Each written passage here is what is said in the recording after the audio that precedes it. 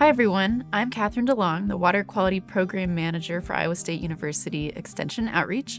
And I'm here today to talk with you about managing one of our most valuable resources, the soil, as we get more and more weather extremes. So let's jump in.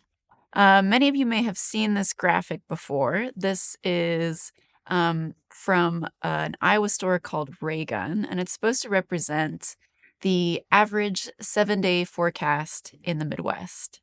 And so, as a Midwesterner, I think we often have a lot of pride about our weather being all over the place. So, you can see in the graphic, we've got 87 degrees one day, and then it's down to 22 degrees, and then it's back up to 45, and then the next day it's 76. So it can really feel like our weather is all over the place and that it's quite unpredictable. But we are seeing some trends, and that's one of the things I'm going to talk about today is some of the trends that we are seeing in our weather. And as everybody knows, we can't control the weather, but there are some things that we can control. We can control how we manage the land to a certain extent, and we can control the impact that that can have on soil moisture. And we have wonderful soil resources here in Iowa, and they have really helped us to buffer against some of these weather extremes that we're seeing. But I think we're starting to see some cracks. I think we're starting to see the soil not be able to make up for everything we're throwing at it. So today we're really going to talk about how to manage the soil, how to manage soil moisture specifically, so that we can deal with these weather extremes. So the plan for today is to talk about some of those weather trends that we're seeing and the impact that's having on agriculture. We're also going to talk about soil moisture and some of the ways that we can manage for soil moisture. And we'll dig into two studies that talk about the impact of different practices on infiltration and soil water storage. And then lastly, we'll talk about some resources, both people and financial resources that can help you adopt some of these practices that can help manage soil moisture. So let's start out by talking about some of these precipitation trends that we're seeing. So this is some images showing precipitation trends in the spring and the fall. And so overall in Iowa, in the next 30 years, we're expected to see increasing precipitation in the winter, in the spring, and in the fall. And so you can see on those images in the right where Iowa is in sort of a light turquoise and a dark turquoise. And that means that we are expected to see a 10 to 20% increase in precipitation in Iowa in the spring and in the fall. But we are expected to see decreased precipitation in the summer. So that means that when we do get our spring rains, we need to do all we can to hold on to those rains so that they're available in the summer months as much as possible. We're also seeing more extreme precipitation events. So we're seeing higher intensity rainfall that is also coming earlier in the season. And so this is a graph that shows 2-inch rainstorms from about 1900 to 2020. So what we're looking at is events where we've gotten more than 2 inches of rain from 1900. And so you can see that there is a dark line there at about 1.5. That really is just an average. If we were to put a trend line to this, we would see that the number of extreme events is going up. So the number of times where we get more than 2 inches of rain is going up. So we're getting more extreme rain events when we do get rain. And that is having a direct impact on agriculture. This is a graph showing the number of suitable days in the spring. This is from April 2nd to June 17th in Iowa. And so this graph goes from about 1964 to 2018, and it's showing us the number of suitable days that we have had for fieldwork in the spring. So in about 1964, we had, around 48 days in the spring that you could do field work. And closer to 2018, that number has dropped down to 35. And so we are seeing a sizable decrease in the number of days that are suitable for field work. And also, when we're not getting too much rain, it seems like we're not getting enough rain. So we really have this sort of experience of a weather whiplash, too much rain or too little rain. So this is a graph showing the percent of corn acreage affected by drought. And so this is in Iowa between 2000 and 2024. And so you can see that we have real spikes when we're affected by drought. And you can see a big one in that 2012 to 2013 period, and then also one in the last few years as well. And there are many things that go into a drought designation, but one thing that we are definitely seeing is an increase in nighttime temperatures, which is certainly having an effect on yield. Another way to look at the effect of precipitation extremes is the effect that that is having on crop insurance indemnity payments. So, crop insurance, this is insurance that you get and so you're guaranteed a certain yield, and when you don't get that yield, you're compensated for it. And so, Iowa, despite having some of the best soil since 1989, has gotten the third highest payments. So you can see the map on the left, and the states that are in the darkest colors are the ones that have received the highest payments. So Texas received the highest payments at 20.6 billion, North Dakota was second with 12.7 billion, and then Iowa received 10.6 billion in payments since 1989. And of course, something to keep in mind is that, amount of land that is in agriculture, that certainly has an effect. But I also think it's important to point out that Iowa does have some of the best soil resources, but we're still seeing these yield hits from different extreme weather events. And so the main reason that these payments are going out, the largest ones are going out around drought. That's where the highest payouts are going to. But the most consistent payout is going for wetness, right? So for extreme wetness. So we again are seeing this sort of whiplash effect where we're having some years that are too dry and some years that are too wet. And so another reason to really think about when we do get rain, taking advantage of it and making sure that it is able to infiltrate down into the soil. And we'll talk more about that in the next couple slides. If you're curious about these crop insurance indemnity payments, here's some more information about them. So this is the graph on the left is indemnity payments by year. And so you can see that again from 1989 to about 2020. So you can see a real jump up in payments during that 2012-2013 drought. And then the next image on the right shows indemnity payments by cause of loss. And so again, we're seeing the highest payouts go out for drought issues, but one of the most consistent issues and the second largest issue in this graph is excess moisture, too much rain. So again, this whiplash, this back and forth, too much rain, not enough rain. And if you're curious about how this differs across the states, this is an image showing inflation-adjusted crop insurance claims from 1989 to 2022. And so you can see that there certainly are areas of the state that are hardest hit. So those are the areas in red. And then the areas that are doing a little better are in green. But the main thing that I see in this graph is that no part of the state has an exception to this. Every part of the state is dealing with some sort of issues with yield instability, usually around drought or too much rain. So it's hitting every part of the state. So to summarize some of the weather trends that we're seeing, we are seeing trends in precipitation. Notably, we're seeing increased precipitation in the spring, in the winter, and in the fall, but we're seeing decreased precipitation in the summer. We are seeing greater extremes. So in general, that means just greater variability. Too much rain followed by too little rain the next year. And the rain that we are getting is becoming more intense. We're seeing more of those big storms that give us 2 or more inches of rain. And that's really leading to unstable yields as we saw in the crop insurance payments. But don't worry, there's lots we can do about this. So how how do we manage soil moisture? We certainly can't control the weather, but we do have some control over soil moisture. And so, one of the two main ways that we can manage soil moisture is with residue. So, that sort of dead matter on top of the soil, as well as with living roots. So, living roots in the soil. And we'll talk about each of those a little more. But first, I wanted to mention, why is soil moisture important?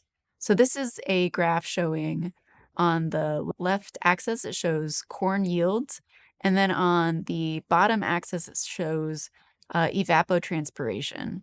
And so you can see that there's really a direct relationship. So the more evapotranspiration that we get, the more corn yield. So the main takeaway here is that corn yield is closely related to how much water it can access in the soil. So let's talk a little bit about residue. So there are lots of benefits to residue. Some of them are direct, some of them are a little bit more indirect.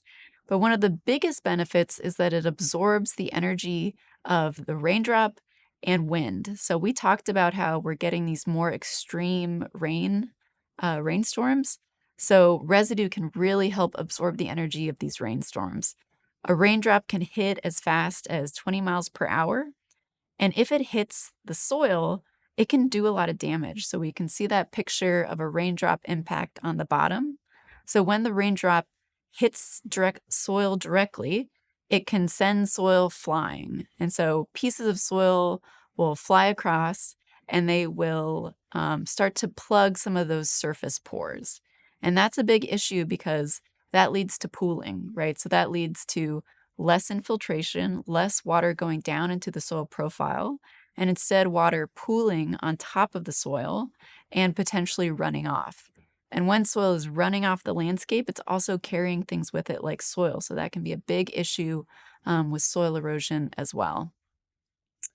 The graph on the right shows the relationship between soil loss or erosion and the amount of residue coverage. And so you can see that as the amount of residue coverage increases, as a percentage of residue increases, that the amount of soil lost also decreases. So there's a pretty close relationship there.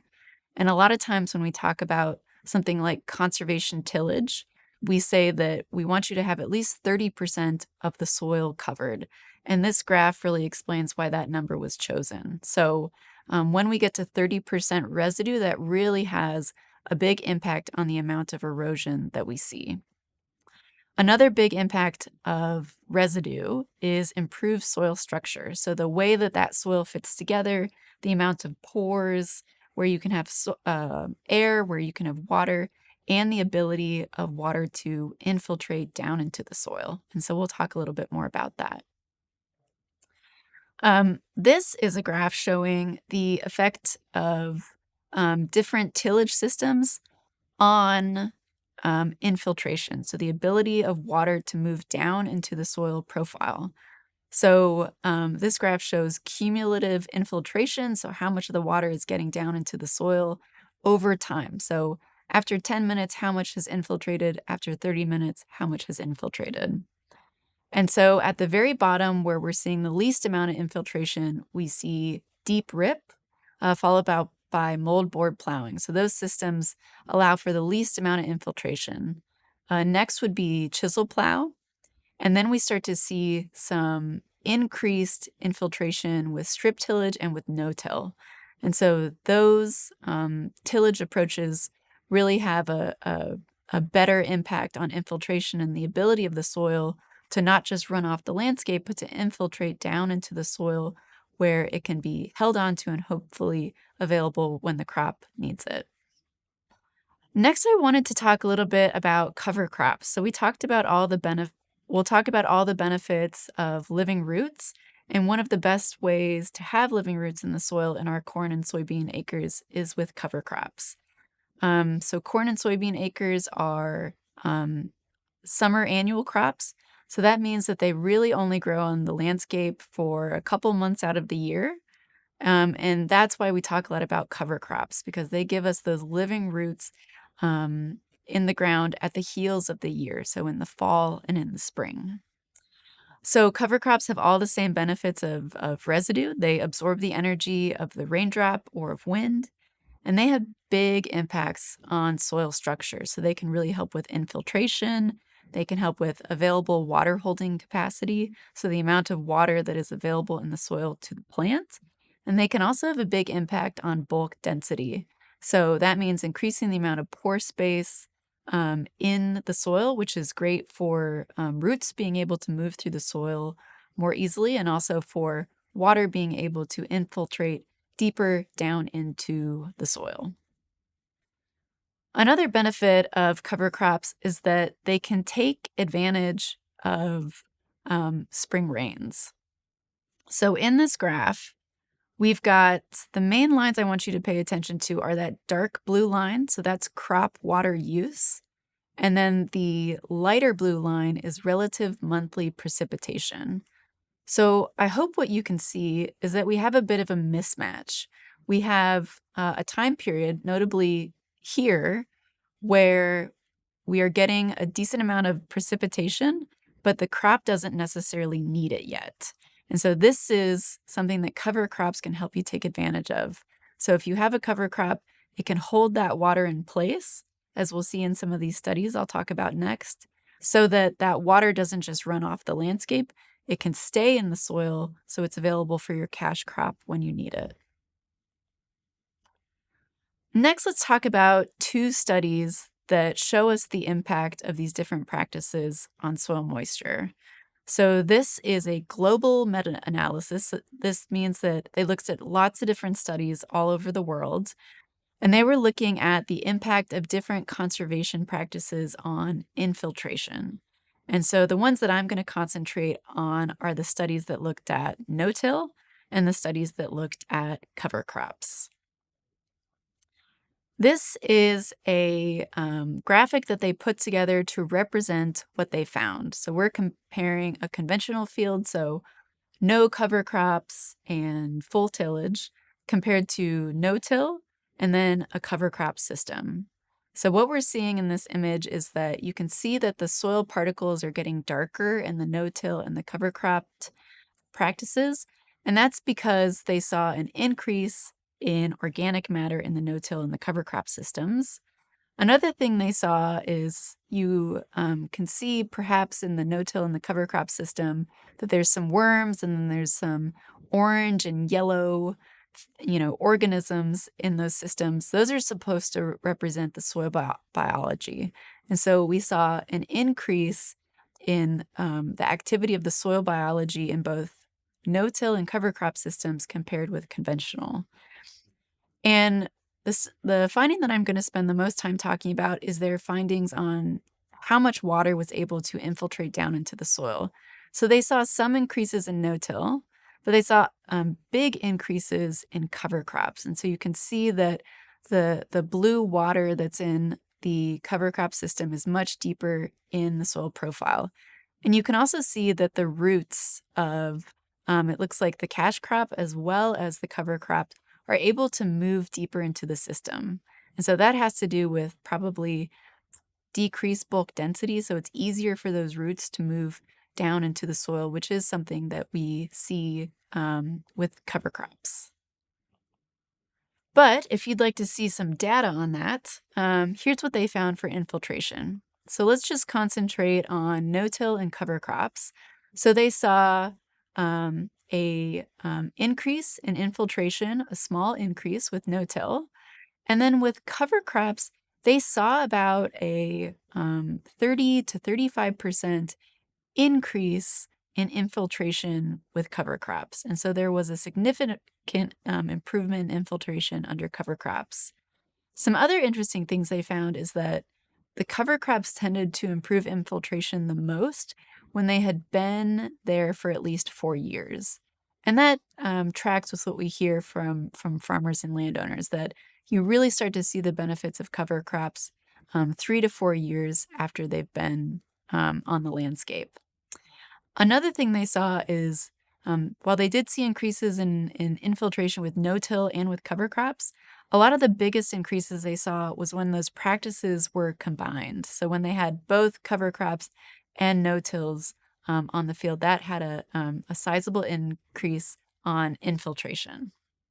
So, next, let's move to a study that's a little closer to home. So, we just looked at sort of a global study looking at what we see across cover cropped and no till acres. Now, let's talk about a study that was done close to home. This one was done in 2012 at the Iowa State Ag Engineering Farm. So, this is just west of Ames. And they were looking at the effect of a rye cover crop on corn and on a corn and soybean rotation. The cereal rye cover crop was drilled in October of 2011, and it was terminated on April 6th before corn and May 11th before soybean. And this study had multiple replications, and so they were able to look at both the corn and the soybean acres at the same time. The rye cover crop was also first established in 2008. And this study was really interested in looking at soil water storage, so the total amount of water that is stored in the soil within the plant's root zone. So, as a reminder, 2012 was a rough year. We had the beginnings of a very intense drought that started in 2012 and continued into 2013 and also to some extent into 2014. So here's what they found, and let me talk you through this graph because I know there's a lot going on. So on the left axis, that's soil water storage. So we're looking at the effect of soil, the amount of soil water stored over time. And this is looking from March 1st all the way to April 30th. And then you can see those bars at the bottom. That is the amount of precipitation that they got. And so the dark lines that are solid, or I should just say the solid lines, are acres that had cover crops, whereas the dashed lines are areas that did not have cover crops. So solid lines are where they had cover crops, dashed lines are where they didn't have cover crops. And so you can see pretty easily that the cover cropped acres, the soybean following rye particularly, has much higher soil water storage. And that probably has to do with the fact that rye ahead of soybeans is able to accumulate a little bit more biomass. And so that can have a big impact. So we can see that here. One thing to note too is that I've got a star right around April 6th. That is when the rye ahead of corn was terminated. And then you can see around April 15th that they got some rain. And you can see that that had a pretty big effect on the soil water storage. So again, we've got cover cropped acres are the solid line, and then the dashed line is the uncover cropped acres. And so you can see the cover cropped acres, the amount of soil water stored really jump up after that April 15th rain. And you can see that the acres that didn't have a cover crop really stay about the same. And so what we're seeing here is that the cover crop acres, when they do get a rain, really take advantage of it. They hold on to that water, and we'll see in the next period of time what effect that had. So the 2012 drought really started to hit around April and May of 2012.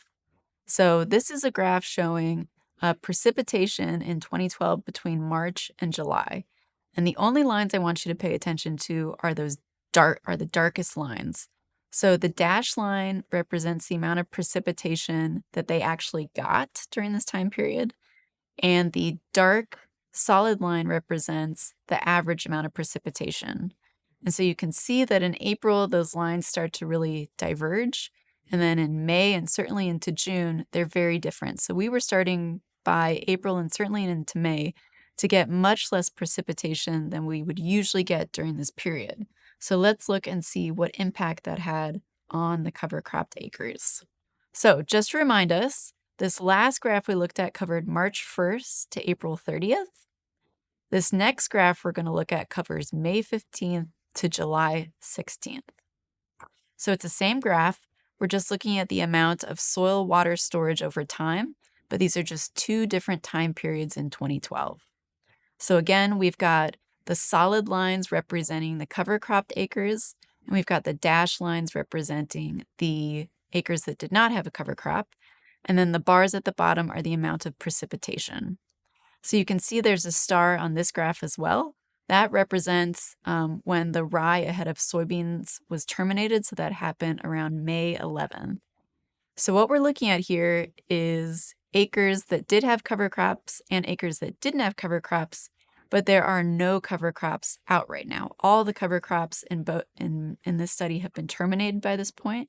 So now we're really just looking at the impact that that cover crop is having even after it's terminated.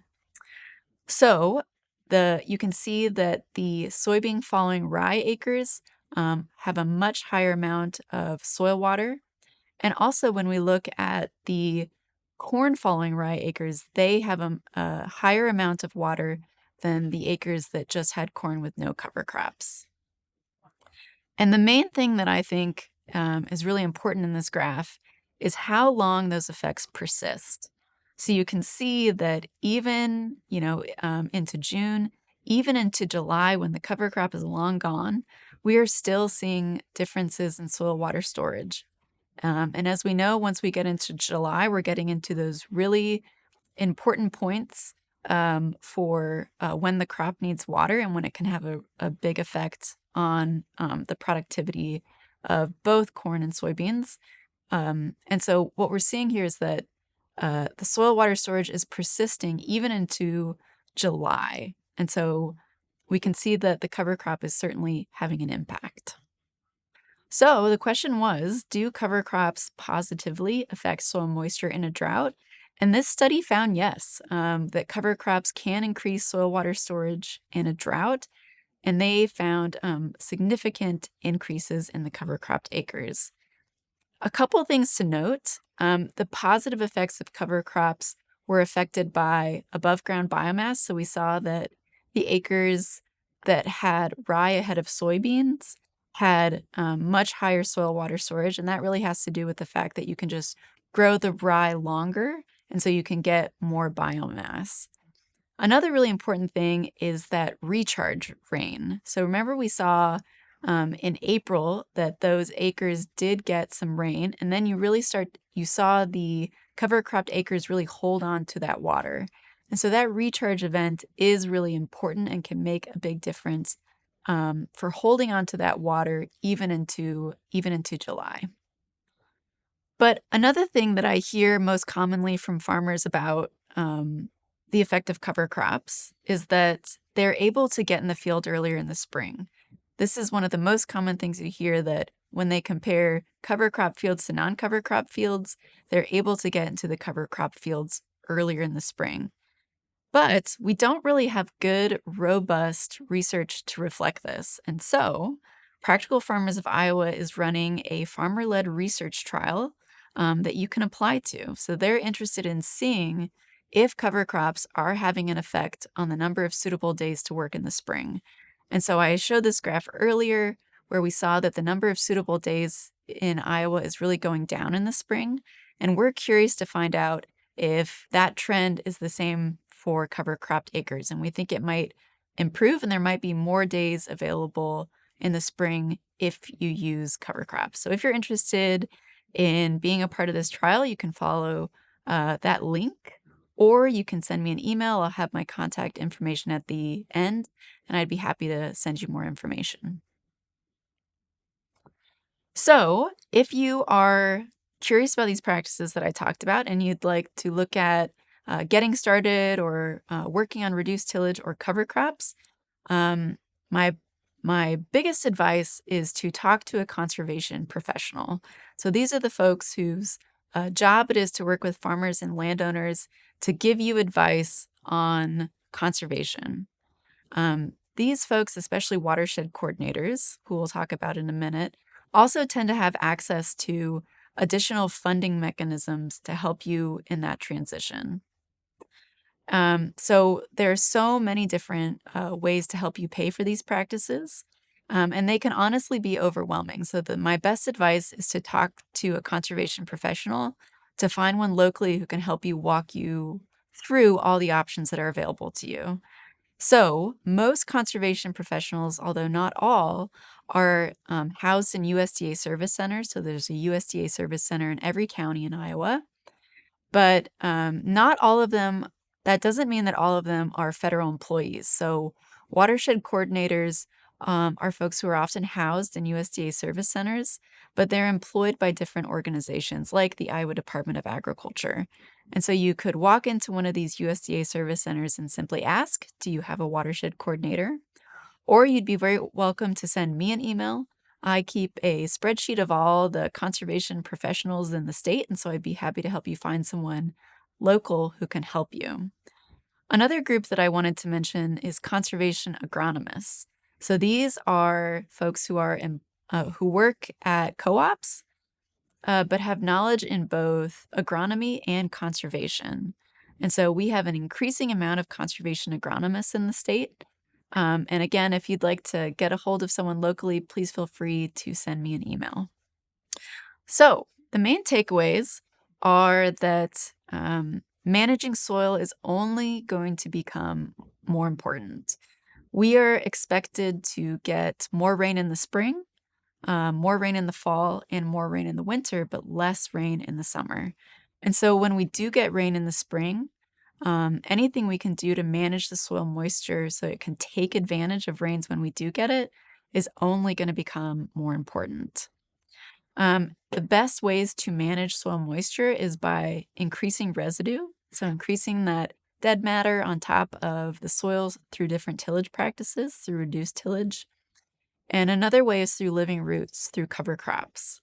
And we looked at studies that showed us that cover crops certainly can have an impact on the amount of water that is stored in the soil, even into July. And the last thing to take away is that there are people and funding options to help. So if you are thinking of transitioning to one of these systems, just know that there is someone locally who can help you, and they probably have access to some financial incentives, to some financial cost share to help you make that transition. With that, thank you for your time, and if you have any questions or want to get in contact with a local conservation professional, please feel free to reach out. Thanks, everyone.